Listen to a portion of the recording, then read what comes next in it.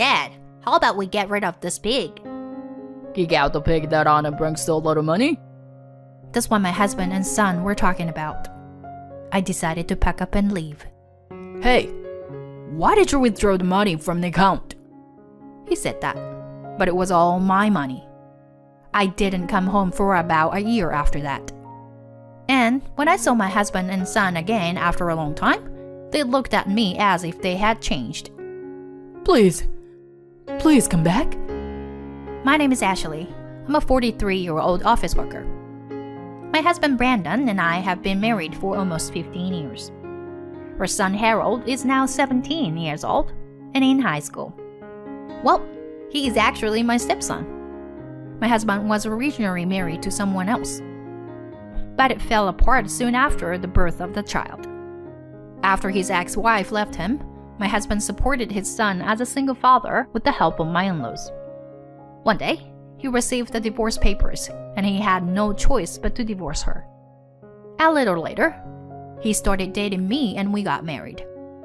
My son thought I was really his mother, since he was only 2 years old at the time. Brandon and I were deeply in love, and I also cared for his son. Now, we decided to get married early and become a family. My in-laws have been very kind to me, despite what happened to the ex-wife and my husband. I feel like I can trust Ashley somehow. I mean, his ex-wife was kinda dangerous. To be honest, I'm not really surprised that she left. My mother-in-law said that calmly, and I felt she is a strong person. I thought that with the support of my parents-in-law, I would be able to raise my son without any problems. My son is fond of my mother-in-law, and she will be able to give me advice if I have any trouble. And so, my married life began. My son was cute. My husband and I felt like newlyweds. We were very happy in the beginning of our marriage. My son was growing up well. My family was close. I was happy every day. My mother-in-law came to my house to take care of my son when I was busy with work. And we overcame many things by cooperating as a family. I thought I could live happily ever after. That's what I thought. But unexpected things do happen out of the blue. Like layoffs. It was about 10 years after we got married. The company where my husband works had a major restructuring, and he was one of many who got let go of. Damn! Why the hell should I get the X? My husband was quite shocked because he didn't think he was going to be laid off. Did you ask the company if they would reconsider? Of course I did. I asked them why. And so they said it should be fine because we both work. They said that since you work for a big company, we probably don't have to worry about the income. He told me that he was one of the people who got laid off because I work for a big company and my salary is high.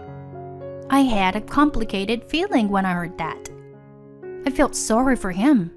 But even so, I had worked hard to get a job at the company I work for now. And I had worked hard to raise my salary after I became an employee. Now I am working hard in a high position with subordinates.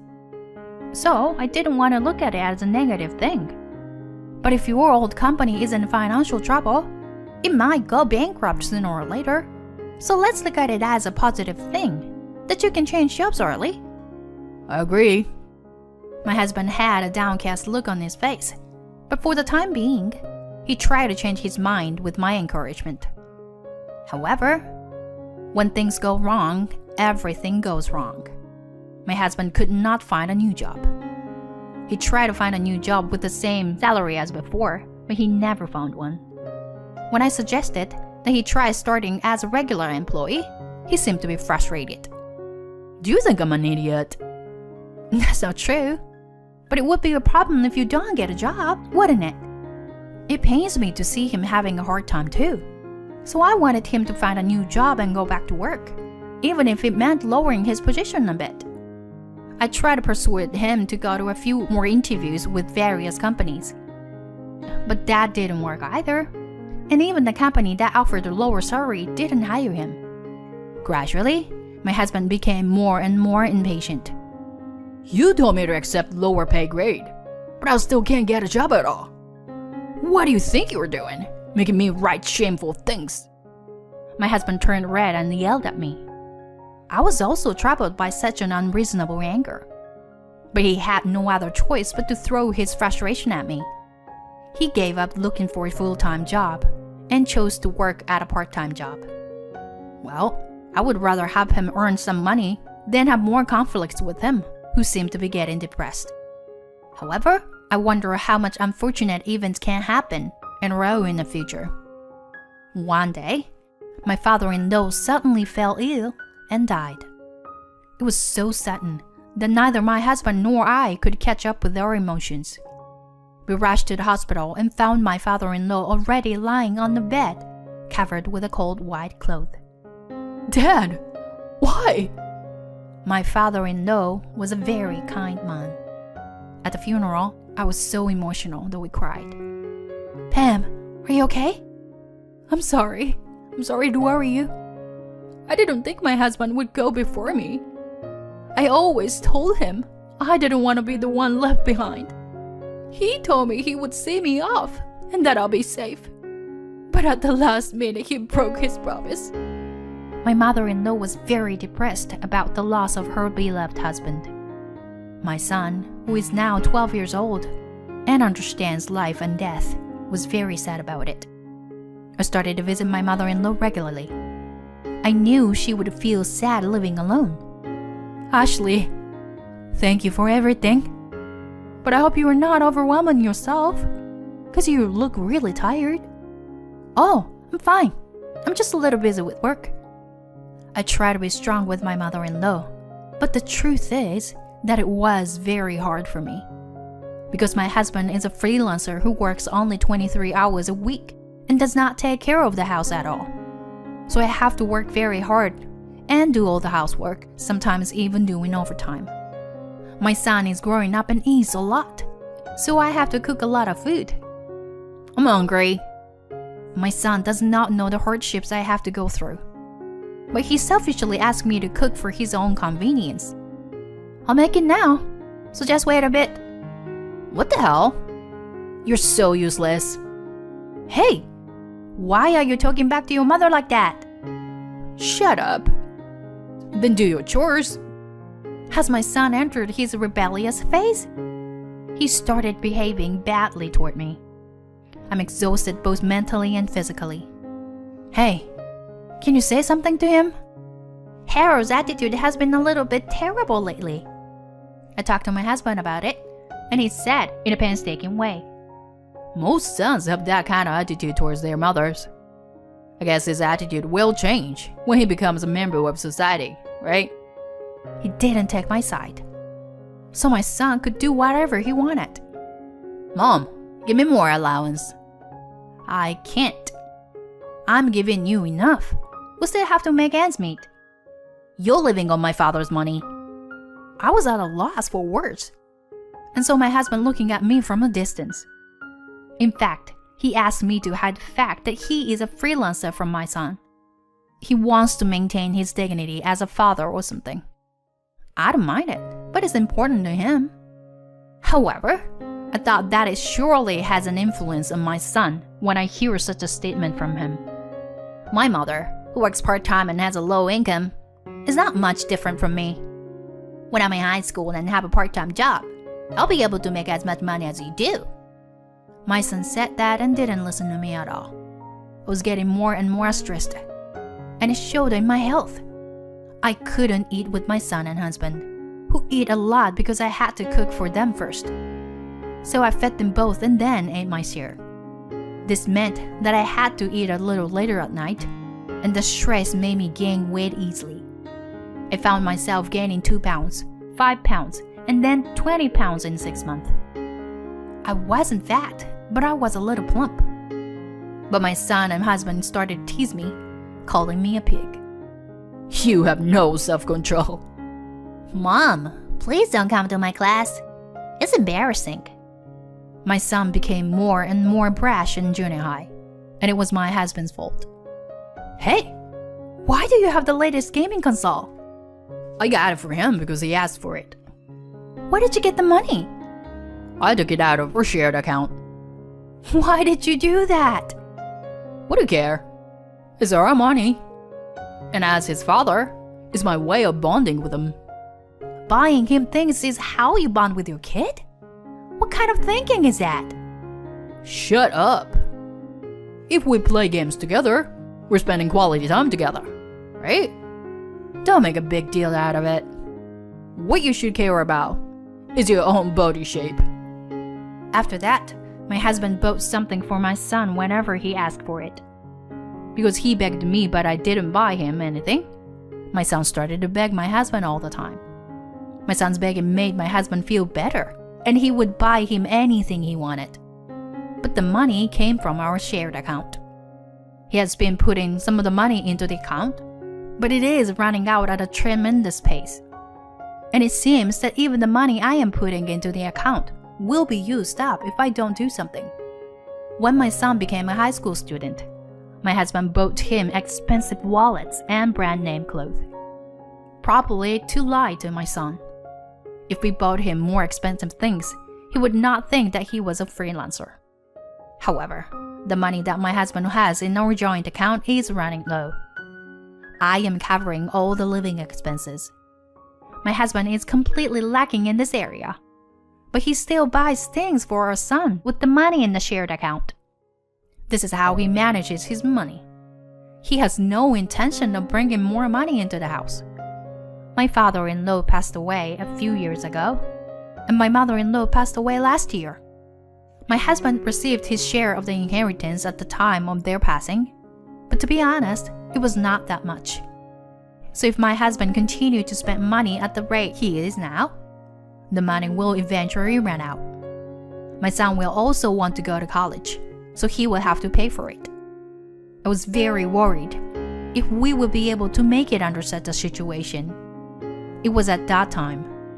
One day, my son said he wanted a watch that cost several $100s for his birthday. A high school student should not have to carry such a thing.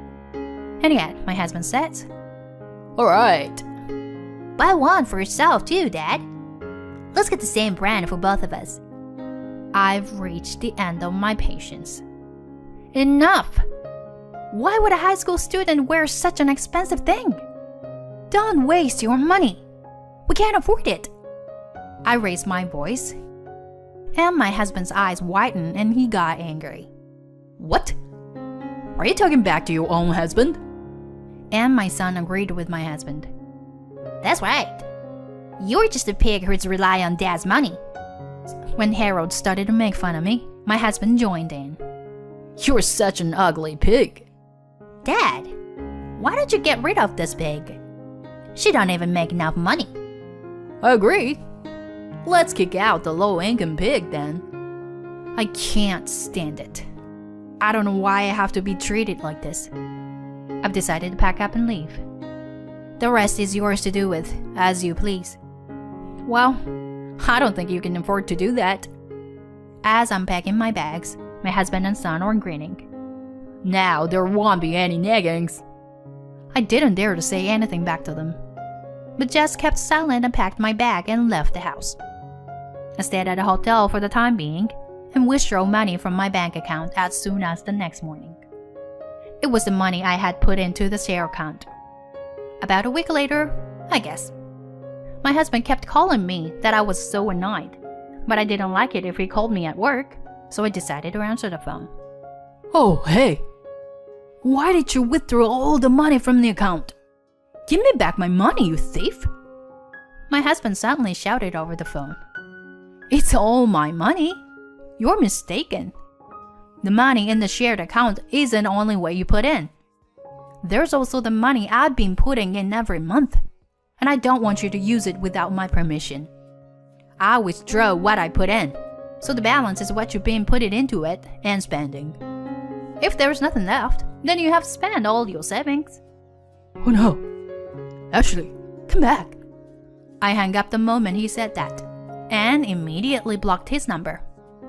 You should know how hard it is to be without me. I didn't come home for about a year after that. I got tons of messages from my husband and son during that time. Apparently, after a few months, my husband's part-time salary was no longer enough to support themselves.